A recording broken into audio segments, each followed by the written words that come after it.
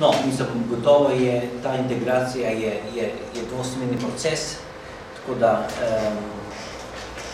zakaj imamo nekaj tretjega, če tako rečem, no, tako. Je pa to vedno ta skušnjava, če prideš sem, samo še navaditi tako, kot mi želimo, mi hočemo. Včasih za določene stvari, ja, ne pa za vse. Tako da, in včasih to mi to težko sprememo in včasih potem te, včasih bilo v Angliji, bilo takih nemiri, pa tako, ali pa, kdo se spomni leta 92 v Los Angelesu, ali 2005 v Franciji, kjer je policija ubila 2 mladostnika in cela Francija 3 tedne gorila, no, tako da. Enkrat, ko sem se pogovarjal z članom francoske ambasade, tukaj, ki je prišel na pogovor pač te problematike, pa sem tudi njega vprašal, kako to, da je toliko in da nekako posledice so šli skoli tole v Franciji. Ja, rekel, najprej smo imeli občutek krivde, ko smo bili v Alžiriji, pa Tuniziji smo imeli vojno, pa smo jih sprejeli moški, pa tako. Je potem imeli pa tako, ja, če so moški, sami to je spet problem.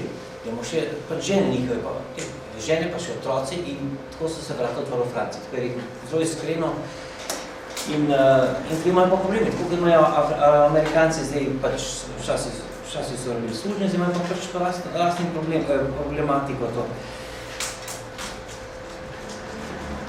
Za nas Slovenci je malo lažje, no, tako da nas je manj, ampak kaj pa ideal, se mi zdi pa, je pa tisto, nek skupni imenovalni sobivanje, no, tako. Ker vsak nekako v svojim najboljih stvarih je to, kar je, ampak zato ker je pa pač biva tukaj in je potrebno določeni tudi pravni sistem, pravni red, je treba spoštovati zakone, pa to je pa tudi nekaj, kar morda drugi nimajo tega v tej izkušnji, ampak imamo pomino. Tako da, ne vem, če smo govorili, tako da, bolj kot odgovor, ker nekaj mislimo, tako da, za vse nas. Mogoče je še Polona. Po mojem, da je to večno vprašanje, ker noben ne bi odgovoril. Na vsaki konferenci na to temo se sprašujemo o tem, kaj je boljše, kaj je realno, kaj je idealno.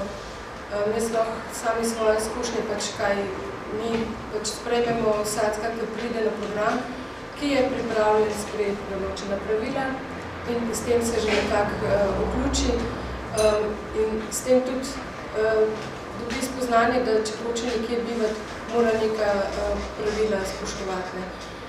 Pomembno je pa dobiti ta občutek sprejetosti, da je dober, da iščemo njegove talente, njegove dobre strani in šele potem mogoče izboljšati kakšne slabše stvari. Ne pa, da pač, ker vsakodnevno so soočeni s tem, kaj vse ne znajo, kakšni so, kakšni bi morali biti.